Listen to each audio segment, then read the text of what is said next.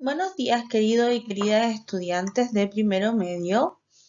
Vamos a comenzar con la ficha número 10 de nuevo contenido, la cual trata sobre la Constitución de 1833.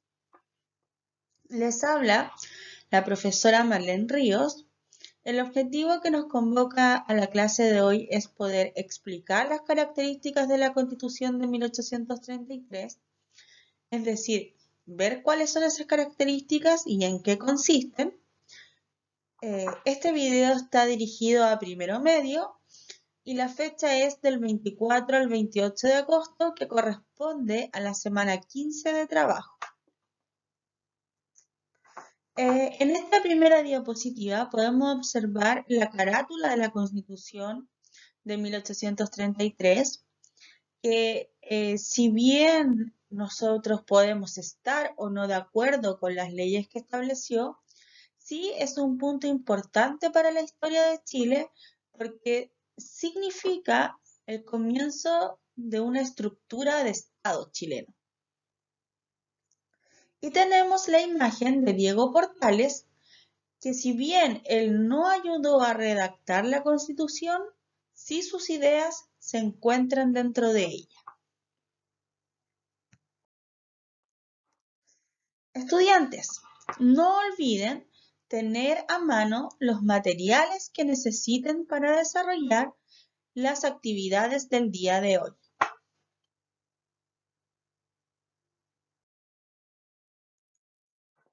En primer lugar, recordemos que trabajamos en la ficha anterior. ¿Quién era Diego Portales?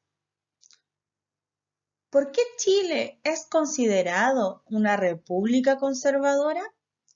Démonos unos segundos para recordar sin necesariamente tener que ver la diapositiva.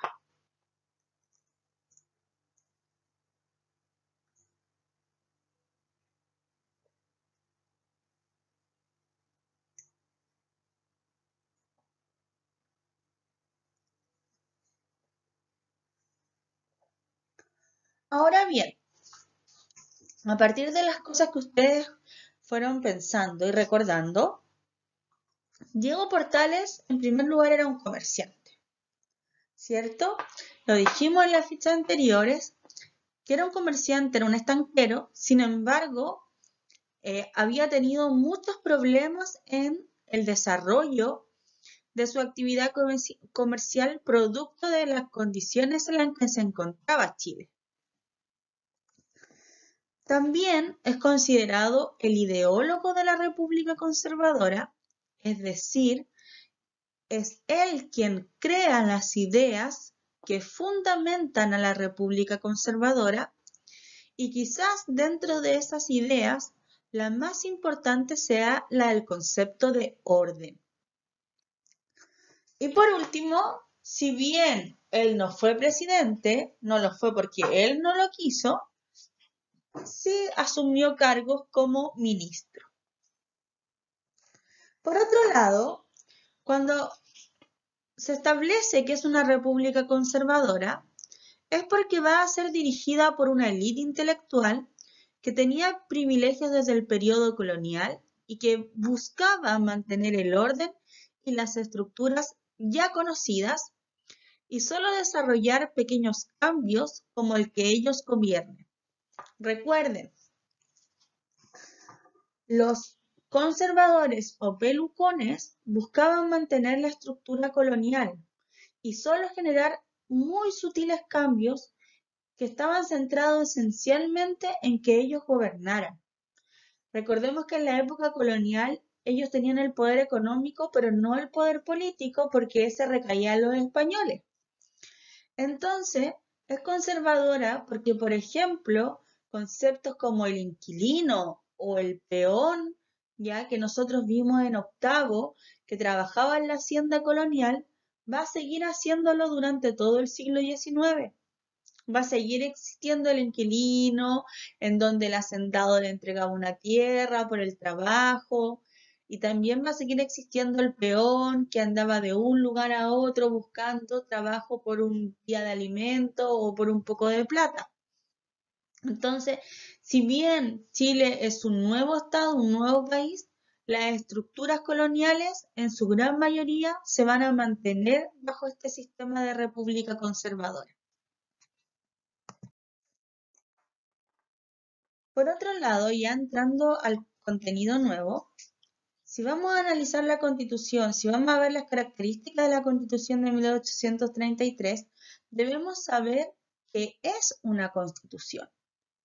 Y algunos me podrán decir que a lo mejor es un libro, como se observa en la imagen.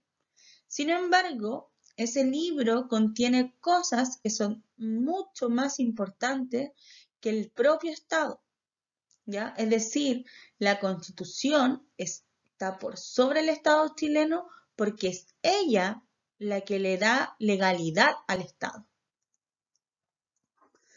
Dice, el concepto universal de Constitución la define como la ley fundamental. Cuando decimos que es ley fundamental, es que es la ley más importante de todas, es el cuerpo de ley más importante de todos los que existan dentro de un Estado,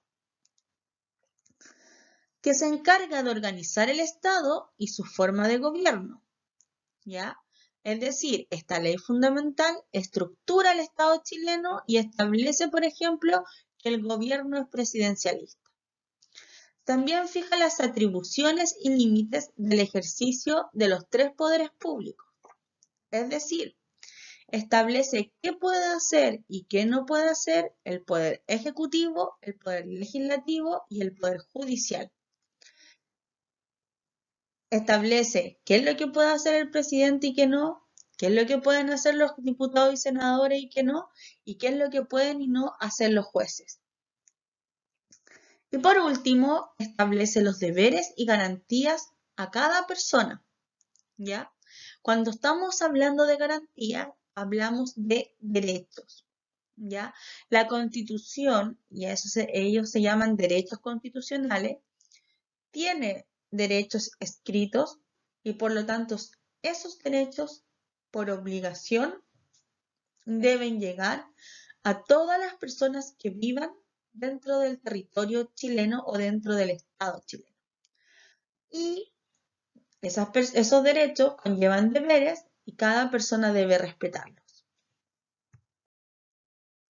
Ahora bien, como antecedente, el partido Pelucón, cuyo dominio queda establecido por la presidencia del general José Joaquín Prieto, recordemos que él fue el primer presidente de los decenios conservadores, necesita consagrar sus principios en una nueva carta fundamental, ¿ya? José Joaquín Prieto, y también apoyado por Diego Portales, sabe que tiene que crear una nueva constitución porque el último ensayo constitucional era liberal, por lo tanto era incongruente, se alejaba de su modelo, y por otro lado, porque si querían establecer una verdadera república conservadora, debían darle un ordenamiento conservador.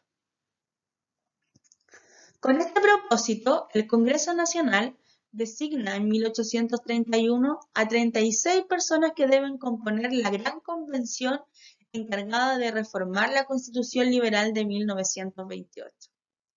Si se dan cuenta, es muy parecido a lo que se va a votar en octubre de este año, ¿ya? Siempre cuando se va a crear una constitución, la idea es que las personas que la escriban sean de cierta forma ajenas, directas al gobierno. Por ejemplo, un ministro no podría participar de la redacción de una constitución. Debería dejar el cargo para poder comenzar a escribir. Entre esas 36 personas designadas, se puede destacar a Mariano Egaña y a Manuel José Gandarillas. La imagen de la parte inferior corresponde a Mariano Egaña, que siempre participó muy arduamente en la redacción de la Constitución, fue uno de los principales redactores. En mayo de 1833, la Convención termina su trabajo y la nueva Constitución es promulgada. Es muy importante comprender que esta Constitución nos gobernó durante casi 100 años. porque estuvo activa desde 1833 a 1925, perdón. Es la constitución que más durabilidad ha tenido. Aquí nos vamos a centrar en ideas o puntos importantes que hay que recalcar de esta constitución. Entre 168 artículos, agrupados en 12 capítulos, ¿cuáles son los puntos más importantes a destacar? En primer lugar, que la soberanía reside esencialmente en la nación chilena, que delega su ejercicio en las autoridades que establece la Constitución. Es decir, que el soberano somos todos los que residimos dentro de la nación, pero que estamos dentro de un gobierno representativo porque elegimos representantes, delegamos nuestro poder a representantes para el ejercicio a partir de las atribuciones y límites que establece la Constitución. En segundo lugar, la ciudadanía, y aquí es muy importante porque muchas vamos a quedar afuera. La ciudadanía corresponde a los derechos políticos. ¿Cuáles son los derechos políticos? Poder votar, poder tirarme como candidato político, poder conformar o participar de un partido político. Esos son derechos políticos. Entonces, la ciudadanía la entrega los derechos políticos, pero ¿quién eran los ciudadanos? Y en este sentido, la Constitución establece que exclusivamente eran hombres, es decir, toda la población femenina quedaba fuera. Todas las mujeres del curso, si estuviéramos en 1833, no seríamos ciudadanos. Y los hombres, no todos tampoco, porque debían cumplir con una serie de requisitos. Eran ciudadanos si tenían 25 años si eran solteros, 21 años si eran casados, y además debían contar con un patrimonio económico o un bien inmueble, ¿ya? Es decir, tenían que declarar una renta importante o bien tener un bien inmueble como un terreno, una casa, un negocio, además de saber leer y escribir. Solo como dato curioso, no más del 1% de la población chilena sabía leer y escribir. Por lo tanto, comprendamos que la ciudadanía, que eran los que tienen el derecho para poder gobernarnos, eran una extrema minoría de la población. Y en ese sentido, de 100 habitantes, 1 sería ciudadano. Por eso, a partir de todos esos requisitos para optar a la ciudadanía, el voto o sufragio era de carácter censitario, ¿ya? Que viene de cierta forma de censo y que viene a separar a la población a partir de ciertos requisitos. Dice, el sistema electoral restringe el derecho a voto solo a una parte de la población que cumpla con determinados requerimientos, capacidad económica y género, entre otros. ¿Cuáles eran los requerimientos? Ser hombre de 25 años si es soltero y de 21 años si es casado. ¿Cuál es la capacidad económica? Que tenga un patrimonio, una renta o un bien inmueble. ¿Y cuál es el género? Que sea hombre.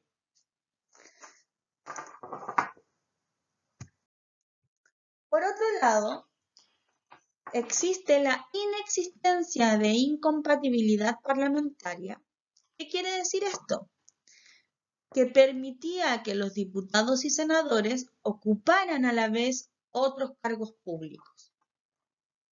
Por ejemplo, en 1837 Manuel Egaña podría ser diputado por Valparaíso y al mismo tiempo ser ministro de Hacienda. Hoy eso no está permitido. Hoy ninguna persona que ostenta un cargo público puede optar a 2 o más cargos públicos, ¿ya? Pero en ese periodo sí. Y eso genera mucho conflicto en el sentido de que o hago mi labor como representante de los ciudadanos o hago mi labor como líder del gobierno. Y esto es muy importante, porque hasta 1925 la religión católica, apostólica y romana fue considerada la religión oficial y única del Estado chileno. Es decir, el ejercicio de la religión católica era el único permitido dentro del Estado chileno, con exclusión del ejercicio público de cualquier otra. Y esto es muy importante porque al ser el Estado chileno un Estado católico, le permite a la Iglesia tomar decisiones políticas, cuando la Iglesia debería estar solo en materias espirituales. Por último, tenemos un cuadro comparativo con las características de los tres poderes. Recordemos que la Constitución establece que las atribuciones de los tres poderes del Estado.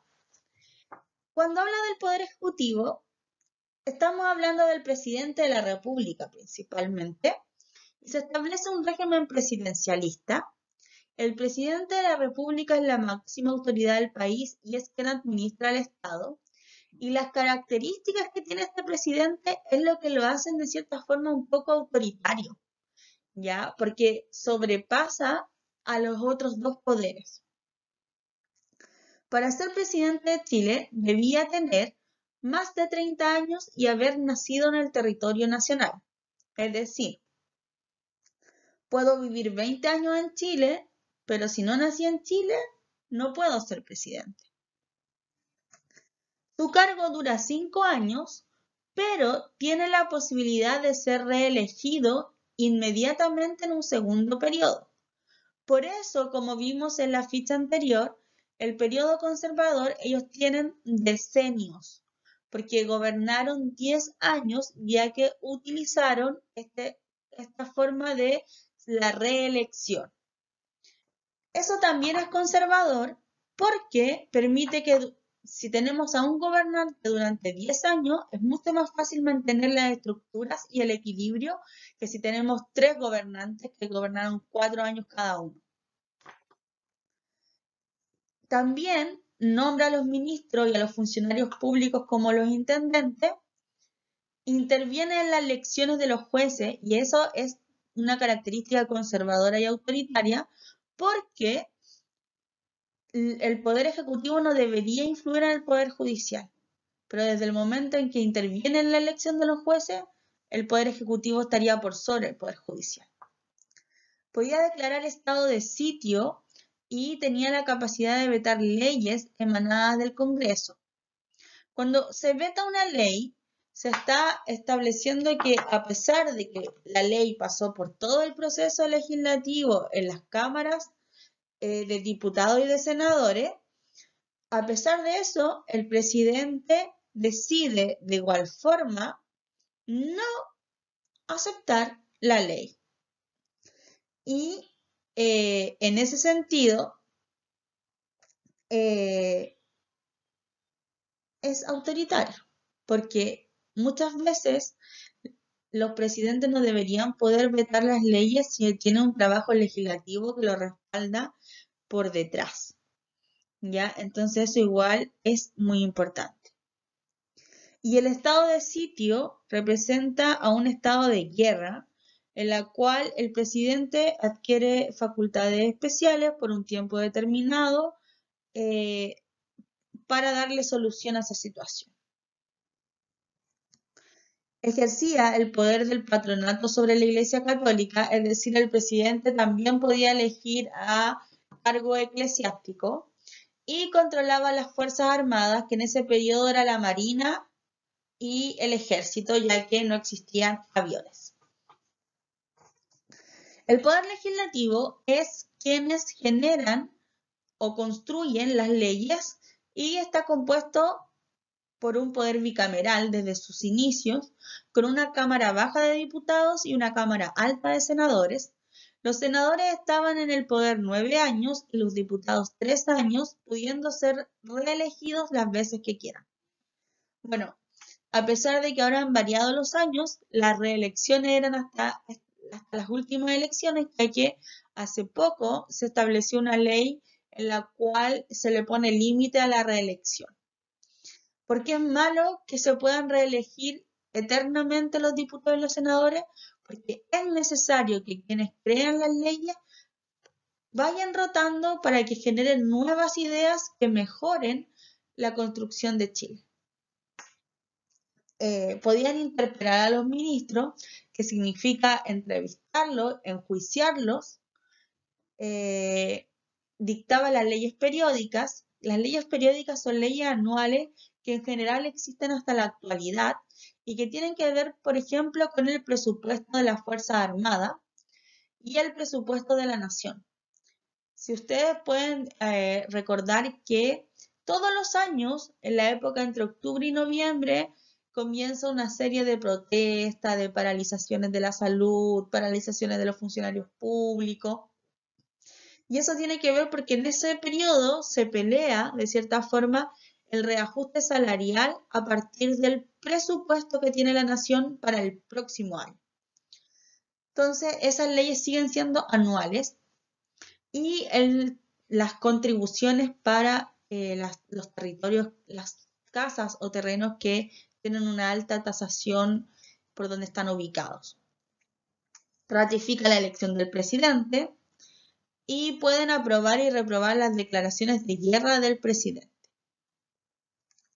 Y el Poder Judicial, independencia de los tribunales respecto del Poder Ejecutivo y Legislativo, pero dijimos que era hasta ahí esa independencia porque en verdad el presidente puede llegar y establecer quién es juez. Está bajo la vigilancia de una magistratura que velará por el correcto desarrollo de la economía y otras áreas frente a posibles actos de corrupción. Y en la elección de los jueces, como dijimos, puede intervenir el presidente de la República. Estas son las características más importantes que podemos encontrar en la Constitución de 1833 y que son las normativas que van a seguir técnicamente hasta 1925. ¿Se le van a hacer reformas a esta Constitución? Sí, pero eso lo vamos a ir viendo más adelante. Ahora bien, aquí yo coloco una pregunta y que ustedes después van a tener que completar una serie de preguntas que les establezco en la ficha de trabajo. Dice, ¿por qué podemos decir que esta Constitución fue conservadora? Durante el proceso del video les fui dando bastantes tips y recalcando por qué era conservadora. Dice, en primer lugar, la Constitución de 1833 es conservadora, ya que genera un poder autoritario en manos del presidente de la República, quien a partir de diferentes atribuciones puede controlar o limitar a los otros poderes del Estado. Y ahí usted puede colocar el tema de que puede establecer a los jueces, puede vetar las leyes, sin olvidar que su gobierno puede durar 10 años, lo que facilita lo tan alegado por Portales, que es el orden y el equilibrio económico. Por otro lado, establece a la Iglesia Católica como la única y oficial, siguiendo con la estructura impuesta por la colonia española, ¿ya? Entonces, recordemos que pueden haber bastantes aristas, aportes que sostengan que la Constitución de 1833 fue conservadora. Espero que el video haya quedado muy esclarecido y lo espero en otra cápsula de historia. Adiós.